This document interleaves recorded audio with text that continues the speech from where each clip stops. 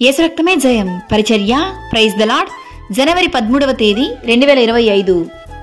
ఈరోజు దేవుని వాక్యము, నీ యవ్వనమును బట్టి ఎవడునూ నిన్ను తృణీకరింపనీయకము గాని మాటలోను ప్రవర్తనలోను ప్రేమలోను విశ్వాసములోను పవిత్రతలోను విశ్వాసులకు మాదిరిగా ఉండుము.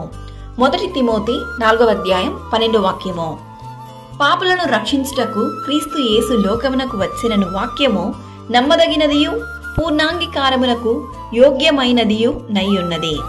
కావున నీ యవ్వన కాలములో ఎటువంటి పాపం చేయకుండా నీ మాటలోను ప్రవర్తనలోను ప్రేమలోను విశ్వాసములోను పవిత్రతలోను యేసయ్యకు ప్రియమైన బిడ్డగా పరిశుద్ధంగా జీవించుము. దేవుని వాక్యం ఇలా సెలవిస్తుంది, యవ్వనస్తులు దేని చేత తమ నడత శుద్ధిపరచుకుందురు? నీ వాక్యమును బట్టి దానిని జాగ్రత్తగా చూచుకొనుట చేతనే గదా. నా హృదయంతో నిన్ను వెదికియున్నాను, నన్ను నీ ఆజ్ఞలను విడిచి తిరగనీయకుము. దావీదు కీర్తనకారుడు ఈ విధంగా అంటున్నాడు, నీ ఎదుట నేను పాపము చేయకుండునట్లు నా హృదయములో నీ వాక్యము ఉంచుకొని ఉన్నాను. యెహోవా యందు భయభక్తులు కలిగి ఉండుట మనుషులు చెడుతనము నుండి తొలగిపోవుదురు.